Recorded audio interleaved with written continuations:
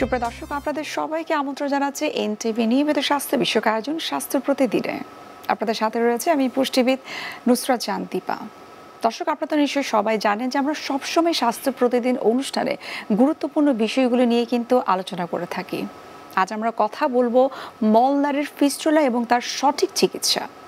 Fistula এই শব্দটা কিন্তু আমরা অনেক সময় শুনে থাকি, অনেকের ক্ষেত্রে হয়ে থাকে এই ফিস্টুলা নামক রোগ, কিন্তু এই ফিস্টুলা সম্পর্কে সঠিক কোনো ধারণা কিন্তু অনেকেরই নেই। সুপ্রিয় দর্শক, আজ আমরা এই বিষয়টি নিয়ে বিস্তারিত আলোচনা করার চেষ্টা করব। আর এর জন্য আমাদের সঙ্গে আজ স্টুডিওতে উপস্থিত রয়েছেন একজন বিশেষজ্ঞ চিকিৎসক। আলোচনা শুরু করব, তবে তার আগে আমরা পরিচিত হয়ে নিই আমাদের সেই অতিথির সঙ্গে। ডাক্তার মাজেদুল ইসলাম 1984 সালের অক্টোবর মাসে ঢাকা জেলায় জন্মগ্রহণ করেন। তিনি 2008 সালে নর্থ বেঙ্গল মেডিকেল কলেজ থেকে MBBS ডিগ্রি লাভ করেন। এরপর তিনি চিকিৎসা বিজ্ঞানে উচ্চতর FCPS ডিগ্রি লাভ করেন। বর্তমানে তিনি মুন্নু মেডিকেল কলেজে সার্জারি বিভাগের সহযোগী অধ্যাপক হিসেবে কর্মরত। আপনাকে স্বাগত আমাদের আজকের অনুষ্ঠানে। আপনাকে স্বাগতম, সবাইকে ধন্যবাদ। মলদ্বারের ফিস্টুলা এবং তার সঠিক চিকিৎসা, আমরা যতটুকু পরিসংখ্যান থেকে জেনেছি যে দেশে প্রায় 17,000-এর মতো নারী ফিস্টুলা রোগে আক্রান্ত এবং এদের মধ্যে প্রায় 82% হচ্ছে চিকিৎসার বাইরে। এর কারণটা কি আমাদেরকে বলতে পারেন? আসলে এই যে ফিস্টুলা সম্পর্কে অনেকেরই সঠিক ধারণাটা থাকে না। তো ফিস্টুলা আসলে যেটা হয় যে পায়ুপথের ফিস্টুলা বা অ্যানাল ফিস্টুলা বলে যে মলদ্বারের ফিস্টুলা, দেখা যায় কি যে পায়ুপথের ভিতরে ইনফেকশন হয়। তো ইনফেকশন থেকেই ফিস্টুলাটা আসলে আলটিমেটলি ইনফেকশন থেকে প্রথমে অ্যাবসেস হয়, ফোড়া হয়।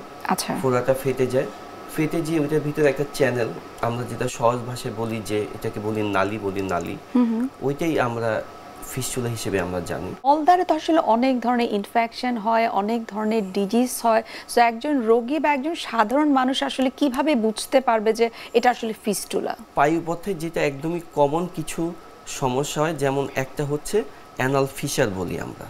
অ্যানাল ফিশারটা হচ্ছে খুব সাধারণ একটা ব্যাপার, যে পায়ুপথে একটা পেশেন্ট যখন শক্ত মল যখন বের হয় তখন পায়ুপথটা ফেটে যায়। আচ্ছা, অনেক সময় শুধু ফেটে যায়, অনেক ব্যথা করে, অনেক সময় শুধু ফেটে যাওয়ার পাশাপাশি একটু ব্লিডিংও হয়, ঠিক আছে, রক্তক্ষরণ হয়।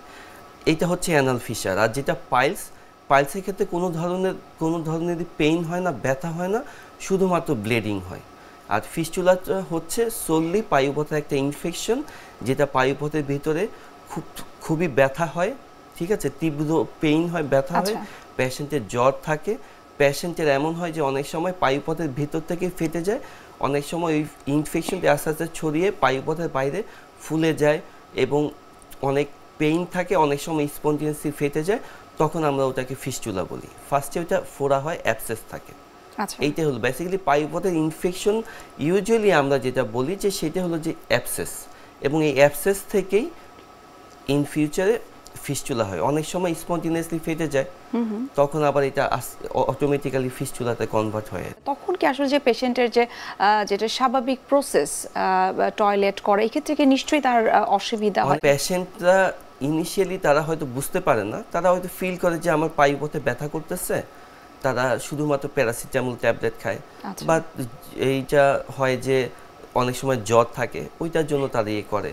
বাট ওই মানে তার যে একটা যে ইনফেকশন হয়েছে, সাধারণত 80%-এর উপরে সাধারণ মানুষই এই জিনিসটা বুঝতে পারে না যে ইনফেকশনের জন্য আসলে কি করা উচিত, বা অনেক সময় যে সঠিক যেটা চিকিৎসা সেটা তারা পাচ্ছে না। ফিস্টুলার সাধারণ কি কি লক্ষণ রয়েছে? ফিস্টুলার সাধারণ যেটা মানে ইনিশিয়ালি অনেক পেশেন্টের ক্ষেত্রে যেটা হয় সবচেয়ে বেশি এমন হয় যে ওই যেটা ফোড়া থাকে, অ্যাবসেস বলি আমরা, সেটা ফেটে যায়। তখন পেশেন্ট ফিল করে যে আমি তো ভালো হয়ে গেছি, তখন তার কোনো পুঁজ পানি আসে না, সে একটু অ্যান্টিবায়োটিক খায়, আশেপাশে যদি ফার্মেসি থাকে ওখানে যায়, ওখানে যে বলে যে আমার একটু এই সমস্যা হচ্ছে, তখন অটোমেটিক্যালি কিছু অ্যান্টিবায়োটিক পায়। তখন অ্যান্টিবায়োটিক ইফেক্টে তখন তার যেটা হয় যে ফোড়াটার থেকে পুঁজ পানি পড়াটা অটোমেটিক্যালি বন্ধ হয়ে যায়। পেশেন্ট বা যিনি রোগী খুব ভালো ফিল করে 1-2 মাস, তার কোনো সমস্যা নেই।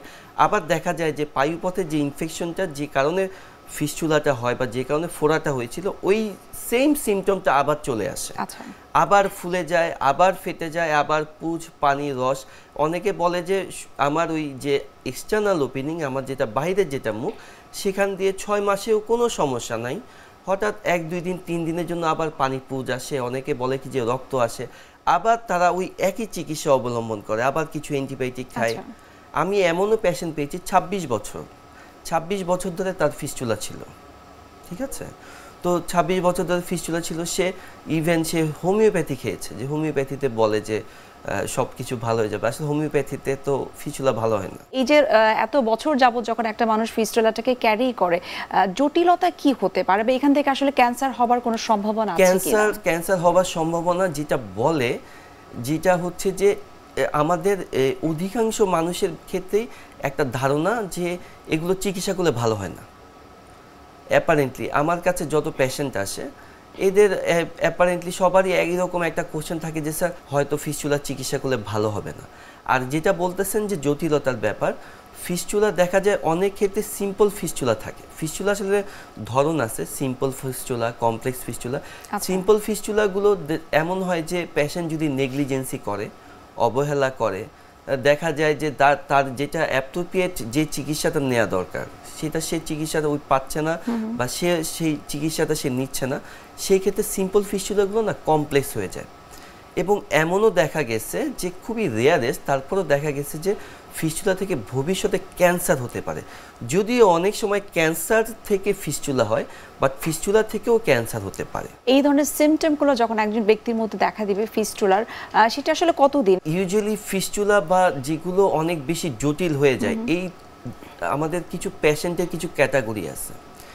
স্পেসিফিকলি আমি বলতে চাই যে রোগীদের ডায়াবেটিস থাকে, তাদের আমি যাদেরকে ডিল করছি, যে পেশেন্টগুলো ডায়াবেটিস ছিল, ওদের সবচেয়ে বেশি পরিমাণে আপনার কমপ্লেক্স ফিস্টুলা হয়। তাদের অবশ্যই সঠিক সময় এবং খুব আর্লি চিকিৎসকের কাছে যাওয়া উচিত। এবং দেখা যায় যে যাদের ইনফ্লামেটরি বাউল ডিজিজ থাকে, এবং দেখা যায় যে এই ধরনের, এবং আমরা এমনও পেয়েছি, আমি পার্সোনালি পেয়েছি যে ওনার ওই পেশেন্টের ওই পায়ুপথে টিউবারকুলোসিস আছে, আমরা যেটাকে বাংলায় বলি যক্ষা বলি, ওই যক্ষা থেকেও ফিস্টুলা হয়। এবং এই ধরনের এই প্রবলেমগুলো খুবই জটিল হয় এবং দেখা যায় যে সহজে ভালো হতে চায় না। বাট ইনিশিয়ালি যেটা ছিল যে তার স্টার্টিং স্টেজে, যখন তার একদম শুরুর দিকে ছিল, সে যদি সঠিক সময়ে বা খুব আর্লি সে যদি চিকিৎসকের পরামর্শ নিত, তাহলে হয়তো এতটা কমপ্লেক্সিটি বা এতটা জটিলতা তাকে ফেস করতে হতো না। এবং এই ধরনের ফিস্টুলাগুলো ভালো হতেও সময় নেয়, একবারের বেশি অনেকবারই অপারেশন করতে হয়। ফিস্টুলা যাদের হয়ে থাকে তাদের চিকিৎসা পদ্ধতিটা আসলে কি?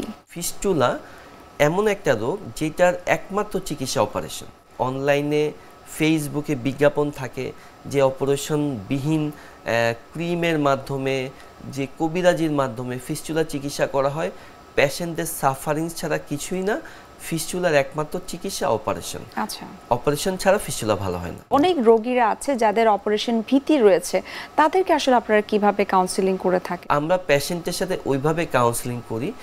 ইন জেনারেল এখনকার সময়ে, আগে যেমন ছিল যে সরাসরি অপারেশন করা পায়ুপথের ফিস্টুলাটাকে ওপেন অপারেশন ফিস্টুলোটমি, এর অল্টারনেটিভ অনেক অপশন চলে আসছে, যেখানে আপনার অ্যাডভান্স সার্জারি আছে, লেজার অপারেশন আছে, ফ্ল্যাপ টেকনিক আছে, LIFT যেটাকে আমরা বলি লিফট অপারেশন।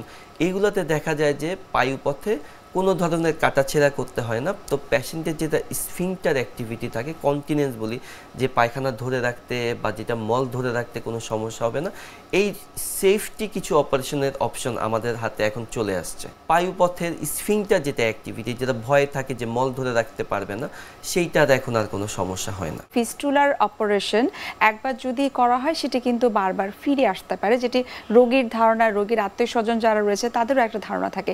এটি আসলে কতটুকু সত্য? ফিস্টুলা অপারেশনে বারবার হয়, এর এক নাম্বার কারণ হচ্ছে, যদি আমাকে যদি স্পেসিফাই করে যে কেন ফিস্টুলা বারবার হয়, তখন আমি বলবো ফার্স্ট অফ অল যে যিনি পেশেন্ট, যিনি রোগী, যিনি অপারেশন করবে সার্জন চয়েস। কারণ ফিস্টুলা অপারেশন সবার হাতে করলে হবে না। যিনি ফিস্টুলার অভিজ্ঞ, যিনি ফিস্টুলার চিকিৎসা করেন, যিনি ফিস্টুলার অপারেশন করেন, আপনি তার কাছে যেতে হবে। আচ্ছা, আমি অনেক রোগী দেখেছি ফিস্টুলা অনেকে বুঝতেই পারে না, ফিস্টুলাটাকে সামান্য ফোড়া মনে করে অপারেশন করে, আবার ফিস্টুলা হয়। বাট আমরা জানি, আমরা যারা কোলোরেক্টাল প্র্যাকটিস করি, আমরা যারা ফিস্টুলার চিকিৎসা করি, তারা জানি যে আসলে এটা ফিস্টুলা। আমি এমন অসংখ্য রোগী দেখেছি যারা আসলে সঠিক চিকিৎসা পায়নি। সো আমি এখানে পেশেন্টদেরকে ব্লেম দিতে একদমই চাই না। এক নাম্বার তাহলে হলো যে যিনি সঠিক চিকিৎসা করে ফিস্টুলার, সঠিক চিকিৎসক সিলেক্ট করা, নাম্বার 1। নাম্বার 2 হচ্ছে ফিস্টুলা বারবার হয়। সেকেন্ড কারণ হচ্ছে যাদের ইনফ্লামেটরি বাউল ডিজিজ থাকে, ক্রনস ডিজিজ স্পেসিফিক্যালি, যাদের ক্রনস ডিজিজ থাকে, এদের ফিস্টুলা একবার করলেও দেখা যায় 6 মাস 1 বছর পরে আবার হয়। থার্ড হচ্ছে কারো যদি পায়ুপথে যদি টিউবারকুলোসিস থাকে, যক্ষ্মা থাকে। আমারই একটা পেশেন্ট আমার আগে আরও কয়েক জায়গায় অপারেশন করেছে, আনফর্চুনেটলি সে 1 বছর ধরে সে টিবির ওষুধও খেয়েছে, আনফর্চুনেটলি তার আবার হয়েছে। কিছু কিছু ইটিওলজি আছে ইডিওপ্যাথিক, আমরা বলি ইডিওপ্যাথিক মানে হচ্ছে যে কোনো কারণ জানা নেই। সো এইটা তো আমরা আসলে কোনো কারণ আমরা আসলে জানি না। সেক্ষেত্রে নিশ্চয়ই আপনারা সঠিক কোনো গাইডলাইন দিয়ে তাকে আসলে কি করতে হবে? অবশ্যই সঠিক কিছু গাইডলাইন আছে, সেটা আমরা দিয়ে দিই পেশেন্টদের ক্ষেত্রে। আরেকটা হচ্ছে যাদের দেখা যায় কি যে যাদের অপারেশন করা হয়েছে বা যাদের দেখা যায় কি যে ডায়াবেটিস থাকে, পেশেন্টের আগে থেকে ক্যান্সার থাকে, পেশেন্টের পায়ুপথে আগে ক্যান্সার ছিল, পায়ুপথে কোনো ধরনের অপারেশন হওয়ার পরে তার কোনো থেরাপি পেয়েছে, যেমন ধরেন কি যে রেডিওথেরাপি। অর্থাৎ আমরা তো তাহলে এটা বলতে পারি যে আবার হয়, যদি কারোর ক্ষেত্রে ফিস্টুলার অপারেশন হয়ে থাকে এবং পরবর্তীতে আবার হয়, তার জন্য অনেক ধরনের কারণ রয়েছে এবং সেক্ষেত্রে আপনারা চিকিৎসকরা সঠিক পরামর্শ দিয়ে থাকেন। আমরা আরো বিস্তারিত জানার চেষ্টা করব আপনার কাছ থেকে, তবে তার আগে আমরা একটু দেখে নিচ্ছি আমাদের স্বাস্থ্য প্রতিদিনের নিয়মিত আয়োজন কি খাবেন কেন খাবেন এই সেগমেন্টটি। সুপ্রিয় দর্শক, আপনারা দেখছেন স্বাস্থ্য প্রতিদিনের অনুষ্ঠানটি। এই পর্যায়ে আমরা দেখে নিচ্ছি বিভিন্ন খাদ্যের পুষ্টি গুণাগুণ নিয়ে আমাদের পুষ্টিবিদের পরামর্শ। কনস্টিপেশনের সমস্যা যদি দেখা যায় যে আমাদের কারো যদি কোষ্ঠকাঠিন্য বা কনস্টিপেশন 3 মাসের বেশি হয়ে থাকে, সেক্ষেত্রে তো আমাদেরকে অবশ্যই খাবারের পাশাপাশি ডক্টরকে দেখাতে হবে বা প্রোবায়োটিক বা আদার্স কোনো মেডিসিন লাগলে সেগুলো তো অবশ্যই নিতে হবে। কারণ কনস্টিপেশনকে বা কোষ্ঠকাঠিন্যকে মাদার অফ ডিজিজ বলা হয়ে থাকে, কারণ আমাদের গাট ফাংশনটাই কিন্তু মেন। আমাদের কোনো কারণে যদি আমাদের গাটটা ক্লিয়ার না হয়, তখন দেখা যায় যে এখান থেকে বিভিন্ন ধরনের সমস্যার সৃষ্টি হয়ে থাকে। কোষ্ঠকাঠিন্যের জন্য সবচেয়ে প্রথমে যেটা বলবো, আপনাকে অবশ্যই 3 লিটার পানি প্রতিদিন মেকশিওর করতে হবে, 3 থেকে 3.5 লিটার। এরপরে যদি আসি খাবারের ক্ষেত্রে, সেক্ষেত্রে অবশ্যই আমরা হাই ফাইবারযুক্ত যে খাবারগুলো রয়েছে সেগুলো আমরা আমাদের খাদ্য তালিকায় রাখবো। হাই ফাইবার খাবারগুলো আমরা সাধারণত ফল, বিভিন্ন ধরনের লিফি ভেজিটেবল, সালাদ থেকে পেয়ে থাকি। সেক্ষেত্রে আমাদেরকে চেষ্টা করতে হবে গ্রিন লিফি ভেজিটেবল যেগুলো রয়েছে বা সালাদ রয়েছে, এগুলো আমাদের খাদ্য তালিকায় পর্যাপ্ত পরিমাণে রাখতে। গ্রিন লিফি ভেজিটেবলের মধ্যে হচ্ছে বিভিন্ন ধরনের শাক সবজি রয়েছে, সবুজ যে পাতা জাতীয় যে সবজিগুলো রয়েছে। প্রতিদিন চেষ্টা করবেন যে 5 থেকে 7 কাপ সবজি যেন আপনার খাদ্য তালিকায় থাকে, যাদের কনস্টিপেশন সমস্যা যারা আমরা ভুগছি।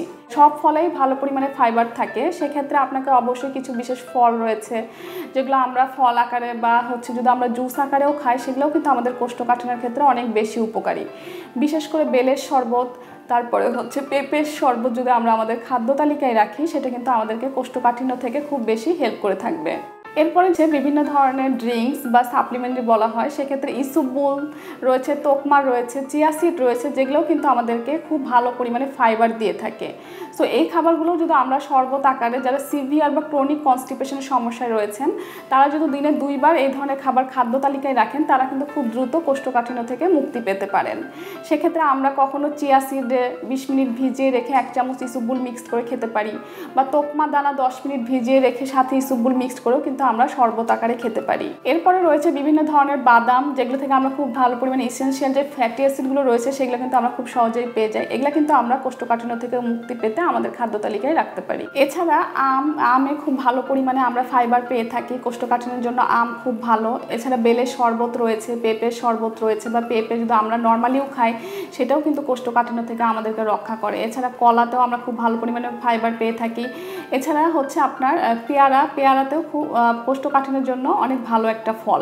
এরপরে আমরা হচ্ছে দুধ দিয়ে সাবুদানা রান্না করে খেতে পারি, যেটা আমাদের পায়খানাকে নরম করতে সাহায্য করে থাকে।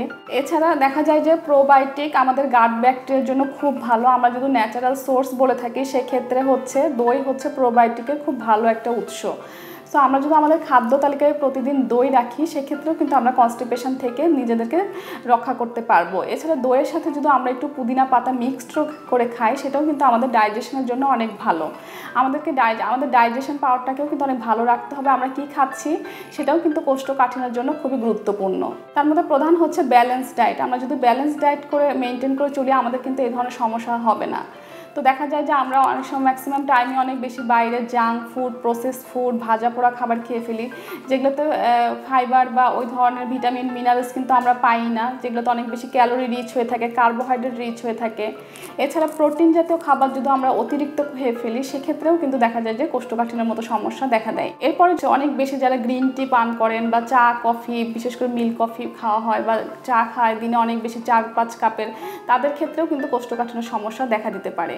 সো যারা কোষ্ঠকাঠিন্যের মতো সমস্যায় ভুগছেন তাদেরকে অবশ্যই গ্রিন টি বা চা যদি খায় 2 কাপের বেশি না, কিন্তু সেক্ষেত্রে অবশ্যই চেষ্টা করতে হবে আমরা যাতে পর্যাপ্ত পরিমাণ পানি পান করছি কিনা সেটা কিন্তু আমাদেরকে খেয়াল রাখতে হবে। এবং কোনোভাবে আমাদের বডিকে ডিহাইড্রেট রাখা যাবে না, সবসময় হাইড্রেট থাকতে হবে, পর্যাপ্ত পরিমাণ পানি পান করতে হবে, প্রচুর পরিমাণ শাকসবজি ফল খাদ্য তালিকায় রাখতে হবে, হোল গ্রেন জাতীয় খাবার খাদ্য তালিকায় রাখতে হবে, প্রতিদিন অ্যাটলিস্ট 30 মিনিট আমরা হাঁটাহাঁটি করব এবং একটা ব্যালেন্স ডায়েট যদি আমরা মেনটেন করে চলি আমরা অবশ্যই কোষ্ঠকাঠিন্যের মতো সমস্যা থেকে মুক্তি পেতে পারবো। আপনি ফিস্টুলা নিয়ে অনেক বিস্তারিত আমাদেরকে বললেন যে ফিস্টুলার কারণ, লক্ষণ, চিকিৎসা পদ্ধতি কী কী আধুনিক চিকিৎসা রয়েছে। এখন আপনার কাছে একটু জানবো যে ফিস্টুলা যেন না হয়, অর্থাৎ এটিকে প্রতিরোধ করার জন্য আমাদের আসলে কি কি করা উচিত? সাধারণভাবে বলতে গেলে ফিস্টুলা যে কমন কারণগুলোর জন্য হয় সবচেয়ে বেশি দেখা যায় কি যে যাদের কনস্টিপেশন থাকে, তো আমরা বলি কি যে কনস্টিপেশনটা যে অ্যাভয়েড করার জন্য কনস্টিপেটিং যে এজেন্টগুলো যে খাবার খেলে ঠিক আছে রোগীদের কোষ্ঠকাঠিন্য হয় সেগুলো অ্যাভয়েড করার জন্য হাই ফাইবার জাতীয় খাবার দাবার বেশি খাওয়ার জন্য একটা। দুই হচ্ছে যে পায়ুপথে যে কোনো ইনফেকশনকে অবহেলা একদমই করা উচিত না। দেখা যায় যে আমাদের সবচেয়ে বেশি সমস্যা হয় যে পায়ুপথের ইনফেকশন হলে আমরা সাথে সাথে দেখা যায় কি যে শর্ট চিকিৎসার জন্য আমরা সাধারণ চিকিৎসকদের কাছে যাই অথবা বেশিরভাগই যাই কি যে কবিরাজের কাছে, হোমিওপ্যাথির কাছে। তো এমন হয় যে অনেক সময় দেখা যায় যে ফিস্টুলা হওয়ারই কথা না, দেখা যায় যে কবিরাজের কাছে যাওয়ার কারণে বা ভুল চিকিৎসার কারণে তার ফিস্টুলাটা হয়ে গেছে। আমি এমন অসংখ্য রোগী পেয়েছি। তো পায়ুপথের যে কোনো প্রবলেম আসলে একজন অভিজ্ঞ কলোরেক্টাল সার্জনের সাথেই কথা বলা উচিত। বিশেষ করে আমি বারবার শেষবারের মতো বলতে চাই, ফিস্টুলা বিষয়ক যে চিকিৎসক যারা ফিস্টুলা নিয়ে ডিল করে তাদের কাছে যাওয়া উচিত, তাদের পরামর্শ পাওয়া উচিত। আমি এমন অনেক রোগী দেখেছি যে তাদের একটা ধারণা ছিল যে ফিস্টুলা, বাট আমি দেখছি আমার কাছে এসে বলছে, আমি চেক করে বলছি যে না এটা ফিস্টুলা না, তারা মানে অনেক বড় একটা রিলিফ পাইছে, মানে তারা মানে স্যাটিসফাইড যে এখন এই রোগীটাই যদি অন্য চিকিৎসকের কাছে যেত বা এমন হয়েছে যে তার কিছুই হয়নি। অর্থাৎ আমরা যদি এক কথায় বলতে পারি যে আপনি যেটি বারবার বলছেন যে আসলে যদি ফিস্টুলা হয়ে থাকে সঠিক চিকিৎসকের কাছে সঠিক চিকিৎসাটাই দিতে হবে, তবেই ফিস্টুলাকে প্রতিরোধ করা সম্ভব বা এই ট্রিটমেন্টটা ভালোভাবে হবে। জি, আমরা অনুষ্ঠানের একেবারে শেষ পর্যায়ে চলে এসেছি। আপনাকে অসংখ্য ধন্যবাদ ফিস্টুলা সম্পর্কে এত বিস্তারিত ধারণা আমাদেরকে দেওয়ার জন্য। ধন্যবাদ, থ্যাংক ইউ, সবাইকে ধন্যবাদ। সুপ্রিয় দর্শক, এতক্ষণ আপনারা দেখছিলেন এনটিভি নিয়মিত স্বাস্থ্য বিষয়ক আয়োজন স্বাস্থ্য প্রতিদিন এই অনুষ্ঠানটি। এ পর্যায়ে আমরা দেখে নিচ্ছি আমাদের আগামী পর্বে কি থাকছে। চেস্ট পেন নিয়ে মানুষ গুরুত্ব দিচ্ছে না। চেস্ট পেন মনে করছেন মানুষ যে এটা পেপটিক আলসার হতে পারে, হ্যাঁ, সহজে কেউ ভাবতে পারতেছে না যেটা আসলে ইসকেমিক হার্ট ডিজিজের ব্যথা। মানুষকে বুঝতে হবে যে ইসকেমিক হার্ট ডিজিজের ব্যথাটা কি, এই আর গ্যাস্ট্রিক আলসারের জন্য কীরকম ব্যথা হয়। অন্য রোগের জন্য হতে পারে, গলব্লাডার পাথর থাকলে, প্যানক্রিয়াস বা অগ্নাশয়ে যদি ইনফ্লামেশন থাকে, প্রদাহ থাকে, একই ব্যথা হইতে পারে। কিন্তু মানুষকে আমরা যদি মানুষকে বুঝাতে পারি যে আপনার হার্ট ডিজিজ আসলে হার্ট ডিজিজের ব্যথাটা এরকম হবে, কীরকম ব্যথা, তার যে এমন একটা ব্যথা হবে মনে হবে যে টাইট করে কেউ বুকে বেঁধে রেখেছে, তাকে এরকম একটা ব্যথা অনুভূত হবে। যেই ব্যথা আপনি হাঁটতেছেন সেরকম ব্যথা হঠাৎ করে বেশি ব্যথা শুরু হবে, রেস্ট নিলে ব্যথাটা কমে যাচ্ছে, অথবা কোনো নাইট্রোগ্লিসারিন ছাড়া অন্য কোনো ওষুধ দিয়ে ব্যথা কমছে না। বিশ্বের যে কোনো প্রান্ত থেকে যে কোনো সময় এনটিভি জনপ্রিয় অনুষ্ঠান স্বাস্থ্য প্রতিদিন দেখতে আপনারা ভিজিট করতে পারেন আমাদের পূর্ণাঙ্গ পোর্টাল www.ntvbd.com এ। এছাড়াও এনটিভির বিভিন্ন ধরনের জনপ্রিয় অনুষ্ঠান এবং নিউজ আপডেট পেতে আপনারা ভিজিট করতে পারেন আমাদের ইউটিউব চ্যানেল এবং ভেরিফাইড ফেসবুক পেজে। সুপ্রিয় দর্শক, আজ এখানেই শেষ করতে হচ্ছে। দেখা হবে আবারও আপনাদের সঙ্গে। সে পর্যন্ত আপনারা সবাই ভালো থাকুন, সুস্থ থাকুন এবং সবসময় এনটিভির সঙ্গেই থাকুন।